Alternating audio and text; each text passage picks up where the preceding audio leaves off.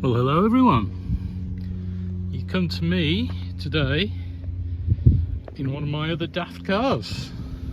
I'd like to introduce you to my VXR8. So this was sold in the UK as a VXR8. The only parts that are Vauxhall with the badges, the entire car is a Holden HSV R8 Club Sport. It has a 6-litre V8 engine. Exclude the noise, it's quite hard to find somewhere that's quiet.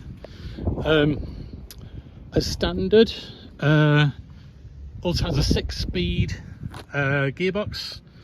The engine is an LS2 V8 from a Corvette.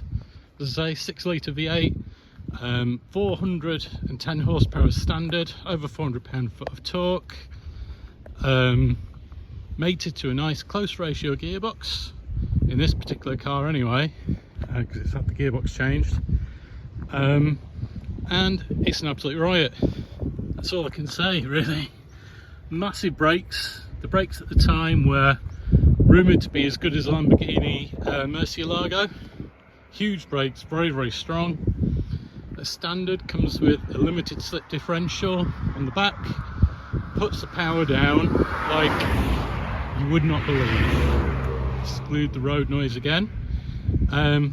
Yeah, an equivalent car, I don't know, let's say like a modern day F82 M4. In the wet, spiky power delivery, couldn't put its power down very well. This thing is just perfect. Like, the power delivery is so smooth, so grunty.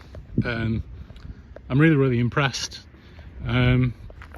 I'll show you a little bit more on the inside now, so let's just have a little look. Interior is sort of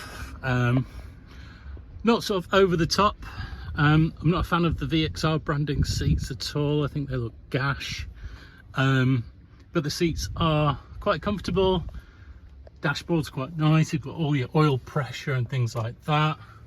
Gearbox throw is very short, makes for nice quick gear changes. This has got the TR660 gearbox from a later model car fitted to it, and it seems to be quite a short ratio box, at least in this car.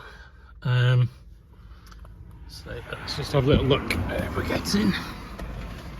So this is how it looks from inside. Gearbox throw, as I say, nice and short. Look at that. That's better than my Porsche 996. Got your gauges there, oil pressure, everything like that. The dials are a bit hard to see at the minute, but you can see a little bit through there. Let's get to the heart of it. Let's get to the engine. 2 seconds. Okay, and we're back in the engine room. So as I said, 6-litre LS2 V8 as standard, about 410 horsepower, over 400 pound-foot of torque. This particular car has been modified. It has something called an OTR induction, which means over the radiator. So you've got your induction straight from the front of the car. Generally expected to give quite a good increase in performance and response. It's also had a Walkinshaw performance remap and a Wartec switchable exhaust. This particular car is probably around 440 horsepower. Torque wise, maybe another 10 pound-foot torque, something like that. But it's an absolute hoot.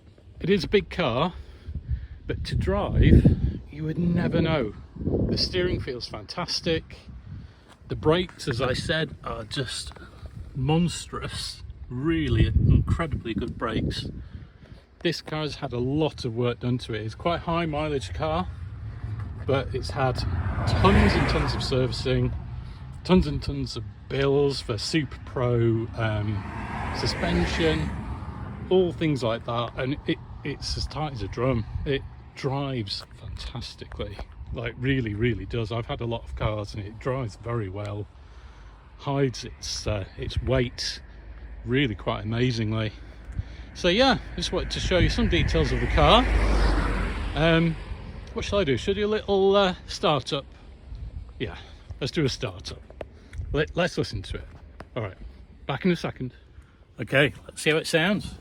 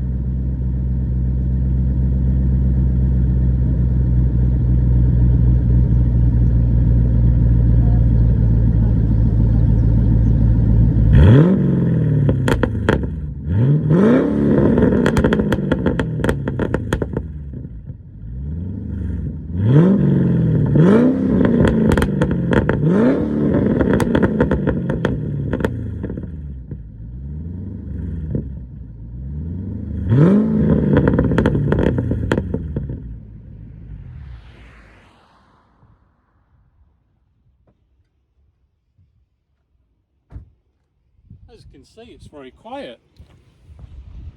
But yeah, back to me in a second. So here we are back inside. I do agree it is loud from outside. The pops I'm not massively keen on. So at the moment it has a switchable exhaust. You see there's a little switch there. That is not working, which is a pain in the bum. There'll just be electronic valves. They're probably just seized up, so they need sort of freeing off, and then we'll be able to have like a quiet mode and a loud mode. So it's stuck on loud mode at the moment, which is quite good fun, but you know, neighbours can be a bit, yeah, you know how it is. But this is how it sounds from inside. Let's give it a couple of revs.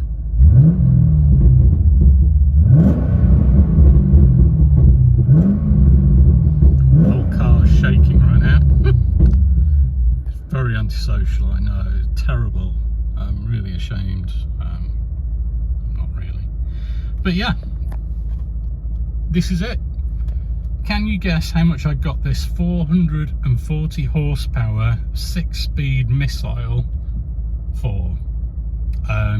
If you had a comment, and we'll see who wins, who comes closest. It's quite amazing what you can get nowadays. People are put off by high vehicle tax rates, I think, because this is quite expensive road tax in the UK. But we're in an age where if we don't enjoy the cars like this now, we'll never enjoy them again. The UK government, at least, are not keen on cars, sustainable fuels, things like that. They're not interested in looking into. All they're interested in is in the EV movement. So anything interesting like this, we're on borrowed time. If you've ever fancied buying something silly, something stupid, do it now, because time is running out to enjoy this sort of stuff. I'm not even being over dramatic. It really is. You know, petrol cars are being banned from 2030 sales in the UK. In America, perhaps it's a lot better. They're not quite so anti-car. But in the UK and in Europe, you know, we're fighting a losing battle, really. So if you've ever fancied something daft and silly, buy it now. That's my only advice, really. And there will be some more videos about this car. There's a few things I want to do. 440 horsepower is pretty good, but I think we can go a little bit more than that, so we'll look into that. I do have a draggy. This is like a little GPS based device for measuring acceleration, quarter mile, things like that. So it'd be rude not to see what it can do now, and then sort of see what it can do once we've done some bits and pieces to it. So yeah, I hope you've enjoyed this sort of very unedited and very sort of all over the place video, but it is literally just to show you the car very quickly. A nice sunny day, I could go for a nice drive and enjoy myself. Hope you all have a good day. Cheers now, bye.